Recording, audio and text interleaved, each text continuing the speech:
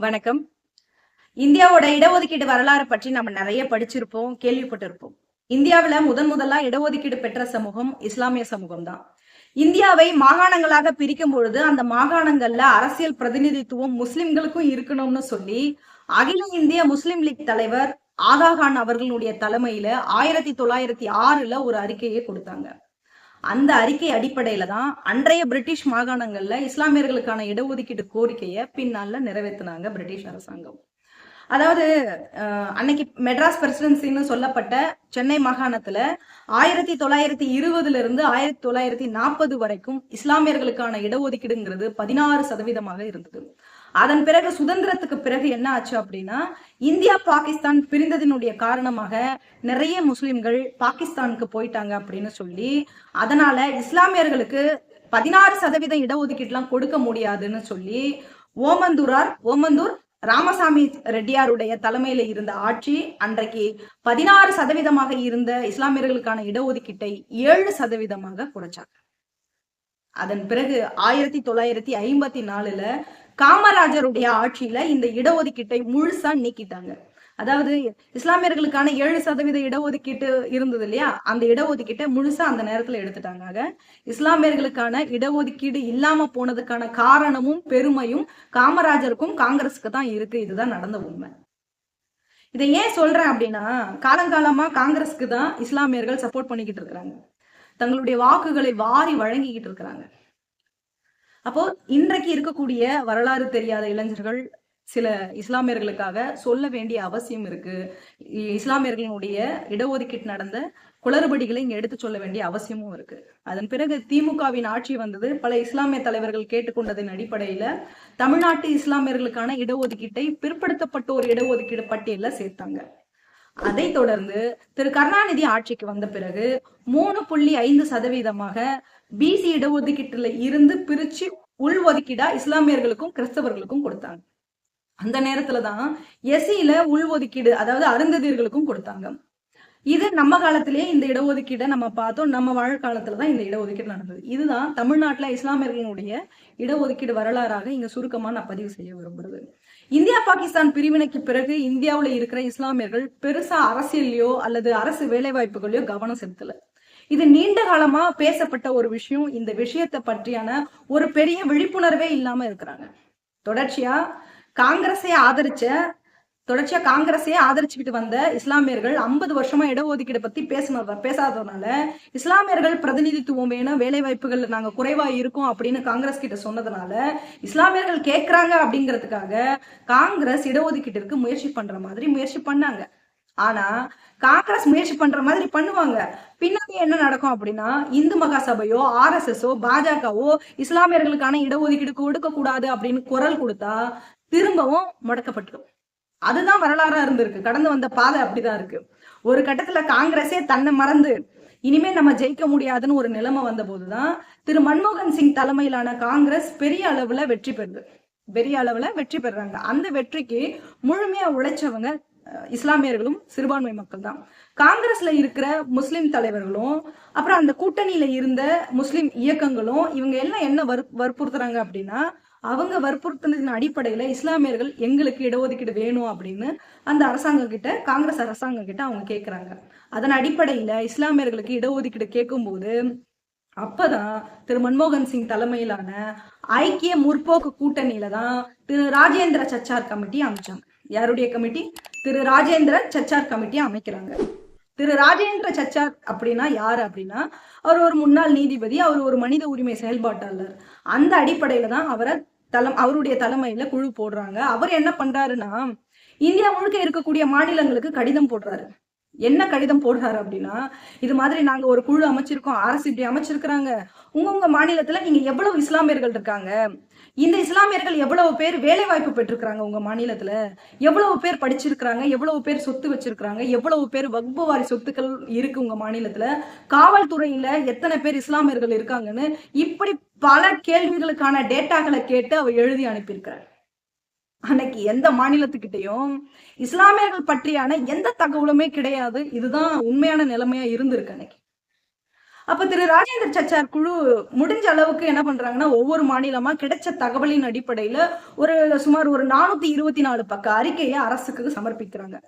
அரசு கிட்ட சச்சார் கமிட்டி தன்னுடைய அறிக்கையை கொடுத்தா அந்த அறிக்கையை தூக்கி கிடப்புல போட்டுட்டாங்க காங்கிரஸ் கட்சி.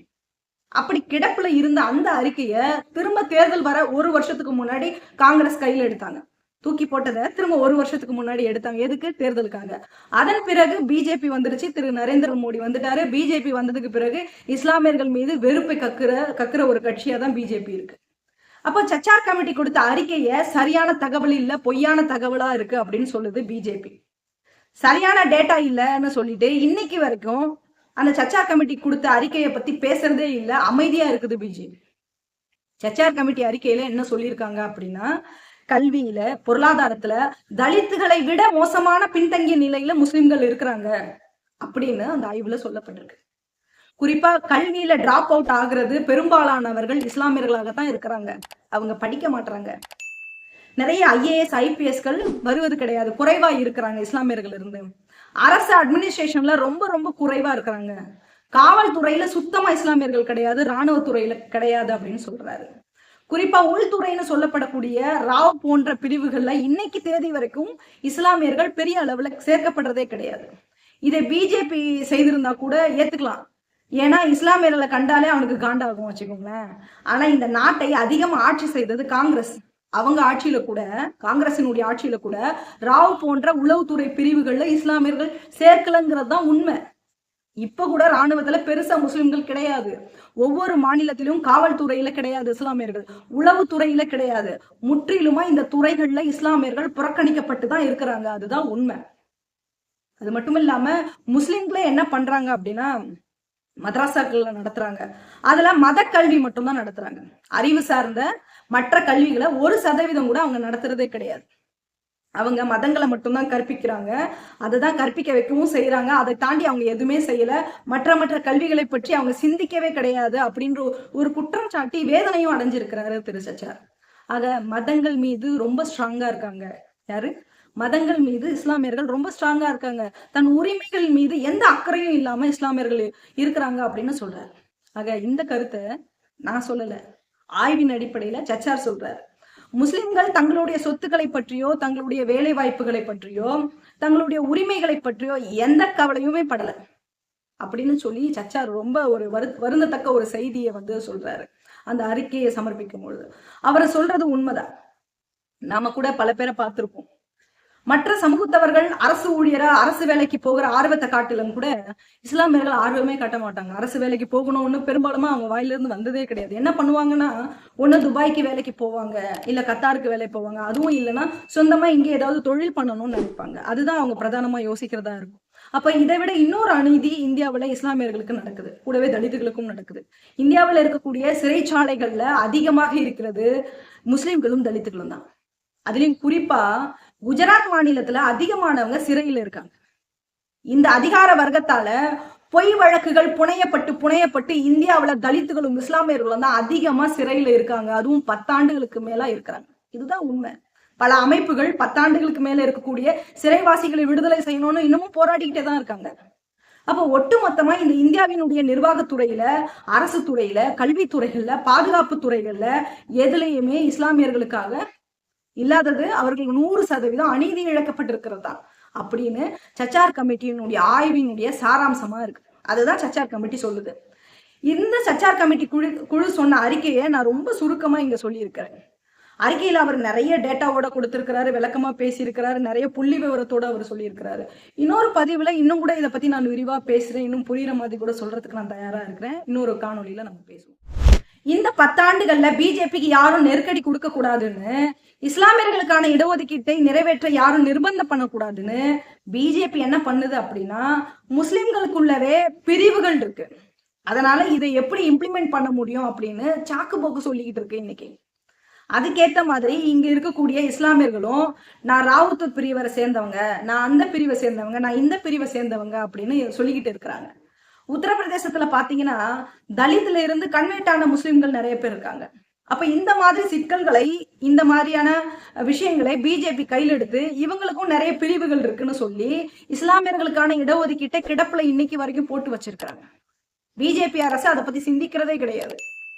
சுதந்திர இந்தியாவில இடஒதுக்கீட்டை வேற எந்த மாநிலங்களையும் கொடுக்கலையா அப்படிங்கிற கேள்வி நமக்கு இயல்பா வரும். அப்ப தமிழ்நாட்டுல 3.5% உள் ஒதுக்கீடு, அதுவும் பிசில இருந்து கொடுத்திருக்காங்க. ஆனா முஸ்லிம்களுக்கான தனி இடஒதுக்கீடு கொடுக்கல, அவங்களுக்கு பிசில இருந்து தான் கொடுத்தாங்க. அப்ப என்ன பொறுத்த வரைக்கும் திமுக நினைச்சிருந்தா முஸ்லிம்களோட மக்கள் தொகையின் அடிப்படையில அவங்களுக்கு இடஒதுக்கீடு தரணும்னு சொல்லி பரிந்துரையாவது செய்திருக்கலாம், தனி இடஒதுக்கீடு தரணும்னு சொல்லி. ஆனா அந்த மாதிரியான எந்த நடவடிக்கைகளும் இது வரைக்கும் திமுக அரசும் அதிமுக அரசும் ஆண்ட கட்சிகள் யாருமே செய்யவே கிடையாது. இன்னொரு ஒரு விஷயம் என்னன்னா, உத்தரப்பிரதேசத்துல செல்வி மாயாவதி அவர்கள் இஸ்லாமியர்களுக்கான இடஒதுக்கீடு 4.5% கொடுத்தாங்க. அந்த இடஒதுக்கீடு தலித்துகள்ல இருந்து கன்வெர்ட்டான முஸ்லிம்களுக்கு தான் கொடுத்தாங்கன்னு சொல்லி அங்க ஒரு பெரிய பிரச்சனையை கிளப்பினாங்க, அங்க ஒரு பெரிய விவாதத்தை உருவாக்குனாங்க. இந்த விவகாரம் நீதிமன்றத்துக்கு போச்சு. நீதிமன்றத்துக்கு போய் அந்த 4.5% இடஒதுக்கீடு ஃபெயிலியர் ஆக்கிட்டாங்க. ஒரு மாநில அரசு இஸ்லாமியர்களுக்கு இடஒதுக்கீடு சட்டம் போட்டா கூட நீதிமன்றத்தால அதை வந்து ஃபெயிலியர் ஆக்கிறாங்க. அதே மாதிரி தெலுங்கானாவில, கர்நாடகாவில, ஆந்திராவில இஸ்லாமியர்களுக்கு தனி இடஒதுக்கீடு கொண்டு வந்தாங்க. அதையும் நீதிமன்றத்தின் மூலமா அதை முறியடிச்சுட்டாங்க.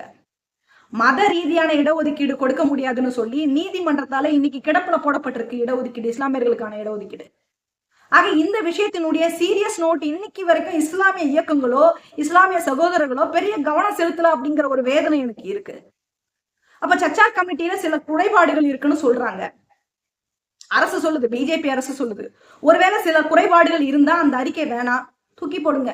மக்கள் தொகை கணக்கெடுப்பேடு, ஜாதிவாரி கணக்கெடுப்பேடு, மதவாரியான கணக்கெடுப்பேடு அதை உடனே எடுக்க முயற்சி பண்ணணும்ல. யார் தடுத்தவங்கள? எந்தெந்த மக்கள் எவ்வளவு பேர் இருக்காங்க, அவங்களுக்கான இடஒதுக்கீடு கொடுங்க. அதுக்கான வேலையை நம்ம இன்னில இருந்து செய்யணும்ல. ஏன் செய்யாம இருக்கும்? மத்திய அரசா இருக்கட்டும், மாநில அரசா இருக்கட்டும். இன்னொன்னு, இங்க இருக்கிற திமுக அரசு தன்னுடைய அரசை சமூக நீதி அரசுன்னு சொல்றாங்க. நம்ம சிறுபான்மை மக்களுக்கான பாதுகாவலர்கள்னு மாறுதட்டிக்கிறாங்க, தலித் மக்களுக்கான பாதுகாவலர்கள்னு சொல்லிக்கிறாங்க. நீங்க சமூக நீதி அரசாவே இருங்க, ஆனா கூடவே ஒரு வெள்ளை அறிக்கையை வந்து வெளிப்படையா கொடுக்கறதுக்கு முயற்சி பண்ணுங்க. இவ்வளவு இடஒதுக்கீட்டை முழுசா நாங்க நிறைவேற்றிருக்கோம்னு ஒரு டேட்டாவை இன்னைக்கு வரைக்கும் நீங்க கொடுக்காம தானே இருக்கிறீங்க. அப்புறம் என்ன நீங்க பெரிய பாதுகாவலர், சமூக நீதி புரட்சியாளர்னு பேசிக்கிட்டு இருக்கீங்களே? இன்னும் இந்த சமூகத்தை எத்தனை காலத்துக்கு ஏமாத்திக்கிட்டே இருக்க போறீங்க? நீங்க கூட்டணிங்கிற பேர்ல பிஜேபி வந்துடும்னு சாக்கு சொல்லி ஏமாத்திக்கிட்டே இருக்கீங்க. உங்களுக்கு தெரியுதா இல்லையா? இஸ்லாமியர்களோட பாதுகாவலர்னு சொல்ற திமுகவே வரட்டும், நாங்க எதுவுமே மறுக்கல. ஆனா இதெல்லாம் செய்ய சொல்லி சொல்லுங்க இஸ்லாமிய இயக்கங்கள். ஏன் இஸ்லாமிய இயக்கங்கள் அழுத்தம் கொடுக்க மாட்டீங்க? உங்களுடைய பாதுகாவலர்னு சொல்றவங்கள உங்களுடைய இடஒதுக்கீட்டுக்கான கோரிக்கையை முன்வைங்க. இதெல்லாம் செய்ய சொல்லி கேளுங்க, இந்த அறிக்கையை கொடுங்க. முதல்ல தலித்துகளுக்கு நாங்க இவ்வளவு இடஒதுக்கீடு நிறைவேற்றிருக்கோம், முஸ்லிம்களுக்கான இவ்வளவு இடஒதுக்கீட்டை நாங்க நிறைவேற்றிருக்கிறோம் எங்களுடைய சமூக நீதி ஆட்சியில, அருந்ததியர்களுக்கான இடஒதுக்கீட்டை நாங்க இவ்வளவு கம்ப்ளீட் பண்ணியிருக்கோம், பிசிக்களோட இடஒதுக்கீட்டை இவ்வளவு நிறைவேற்றிருக்கிறோம். இப்படியான ஒரு வெள்ளை அறிக்கை ஏன் கொடுக்காம இருக்கிறீங்க? இடஒதுக்கீட்டை நிறைவேற்றி உங்க சாதனை பட்டியலை போட வேண்டியதானே? உங்களை யார் தடுத்தா? பெருமை அடிச்சுக்க வேண்டியதானே? நீங்க தான் ஸ்டிக்கர் ஓட்ட கோஷ்டிங்களாச்சே, பெருமை பேசிட்டு சுத்த வேண்டியதானே? நாங்க கேட்கறது முழுமையான இடஒதுக்கீடு, ஆட்சி அதிகாரத்துல பங்கு, இதையெல்லாம் கொடுக்க சொல்லி நாங்க கேட்கிறோம். ஆனா நீங்க என்ன பண்றீங்க தெரியுமா? எனக்கு உரிமை தொகை கொடுக்குறேன், என்னோட பேருந்து கட்டணத்தை இலவசம் பண்றேன், நான் கேட்டது என்னது இடஒதுக்கீடு, நீ இதை போய் சாதனைன்னு பேசிக்கிட்டு இருக்க, பெருமை பேசிக்கிட்டு சுத்திக்கிட்டு இருக்க. பெரியாருடைய பிறந்த நாள்ல, அம்பேத்கருடைய பிறந்த நாள்ல, இல்ல உங்க தலைவர் கருணாநிதியோட பிறந்த நாள்ல ஜாதி வாரியாக சமூக நீதி நாங்க நிலைநாட்டி இருக்கிறோம் அப்படின்னு சொல்லி ஒரு விளம்பரம் கொடுங்க, வெள்ளை அறிக்கை கொடுங்க. இது வரைக்கும் ஏன் நீங்க அதை செய்யல? இதைத்தானே நாங்க கேட்கிறோம். சிறுபான்மை இஸ்லாமிய இயக்கங்களும் தலித் இயக்கங்களும் ஒன்று சேர்ந்து இந்த பிரச்சனைகளை நம்ம கவனம் செலுத்த வேண்டிய தேவை இருக்கா இல்லையா? அப்ப இந்த இடஒதுக்கீடு எல்லாம் நம்ம கேட்க கூடாதுன்னு என்ன பண்றாங்கன்னா பிஜேபி நம்மளை இந்து முஸ்லிம் கலவரத்தை நோக்கியே திசை திருப்பிட்டு இருக்கான். நம்ம அந்த இடத்துலதான் இருக்கணும். இன்னைக்கு திருப்பரங்குன்றத்துலயும் அதுதான் நடக்குது. சமூகத்துல ஒரு பதட்டத்தோடவே நம்மள இருக்க வச்சுக்கிட்டே இருக்கிறான். ஏன் தெரியுமா? நம்முடைய உரிமைகளை பற்றி, இடஒதுக்கீடை பற்றி நாம பேசிடவே கூடாது. நான் இங்க வாழ்ந்தா போதுங்கிற எண்ணம் நமக்கு இருக்கணும். அப்போ நம்முடைய கவனம் இடஒதுக்கீட்டுல இருக்கணும் தான். அதே சமயம் கலவரத்தை எதிர்கொள்றதுலயும் இருக்கணும். இடஒதுக்கீடும் வேணும், கலவரத்தை எதிர்கொள்றதுலயும் இருக்கணும். இல்லைன்னா நம்மளுடைய எதிர்கால சந்ததிகளுடைய வாழ்க்கை கேள்விக்குறியா இருக்கும். சரி, உனக்கு ஏன் இவ்வளவு அக்கறை? நீ ஏன் இதெல்லாம் கேட்கிற? எவருக்கும் இல்லாத அக்கறை உனக்கு ஏன்? இஸ்லாமியர்களுக்கான இடஒதுக்கீடு வேணும்னு நீ ஏன் பேசுறேன்னு இந்த நேரம் என் பேச்சை கேட்ட அத்தனை பேருக்கும் உள்ளார்ந்து கேள்விகள் எழுந்திருக்கும். ஏன் அப்படின்னா, இடஒதுக்கீட்டை என்னுடைய சமூகம் பெற்றிருக்கிறாங்க பாபா சாஹேப் அம்பேத்கர் அவர்களால். அந்த இடஒதுக்கீட்டை பாதுகாப்பு தான் என்னை போன்றவர்களுடைய கடமை. அதனால என்னை போல வஞ்சிக்கப்படக்கூடிய சமூகம் அந்த இடஒதுக்கீட்டை உரிமை பெறணும்னு நான் நினைக்கிறேன். அப்பதான் என்னுடைய இடஒதுக்கீடு பாதுகாக்கப்படும் நினைக்கிறேன். சிறு சிறு சமூகங்கள் ஒன்று சேர்ந்து பெரும்பான்மை சமூகமாக மாறும்போதுதான் பாதிக்கப்படுகிற சமூகங்கள், வஞ்சிக்கப்படுகிற சமூகங்களோட உரிமைகளை பாதுகாக்க முடியும். ஆக இதைத்தான் நாங்க ரொம்ப நாளா பேசிக்கிட்டு இருக்கோம். எங்களை பொறுத்த வரைக்கும் பாபா சாஹிப் அம்பேத்கர், தந்தை பெரியார் அவர்களுடைய வழியில நாங்க பயணிக்கிறோம். யாரெல்லாம் இந்தியாவுல இந்துத்துவத்தால, இந்துத்துவ சித்தாந்தத்தால பாதிக்கப்படுறாங்களோ, வஞ்சிக்கப்படுறாங்களோ அந்த மக்களுக்கான குரலாய் ஒழிப்புதான் எங்களுடைய தலையாய பணியா நான் நினைக்கிறேன். ஆகவே எதிர்காலங்கள்ல இஸ்லாமியர்களுக்கான இடஒதுக்கீடு வேணும் அப்படின்னு எல்லா கட்சிகளும் தனி இடஒதுக்கீடு கொண்டு வரணும் அப்படின்னு தங்களுடைய கோரிக்கைகளை முன்வைக்கணும். அதுக்கான முயற்சிகளை முன்னெடுக்கணும். ராஜேந்திர சச்சார் கமிட்டியை இனிமேலாவது நாம ஒரு விவாத பொருளா கொண்டு போறதுக்கான ஒரு வீடியோவா இந்த வீடியோ இருக்கும்னு நான் நினைக்கிறேன். அது மட்டும் இல்லாம இன்னைக்கு ராஜேந்திர சச்சார் அவருடைய பிறந்த நாளை முன்னிட்டு ஒரு கருத்தியலை பரப்பக்கூடிய ஒரு வீடியோவாகவும் இந்த வீடியோவை நான் நினைக்கிறேன். ஆக இது போன்ற அரசியல், சமூகம் சார்ந்த வேறொரு செய்திகளோட உங்களோட பேசுறேன். நான் உங்கள் பவானி இளவேனில். இது வாய்ஸ் ஆஃப் டெமோக்ரஸி. நன்றி.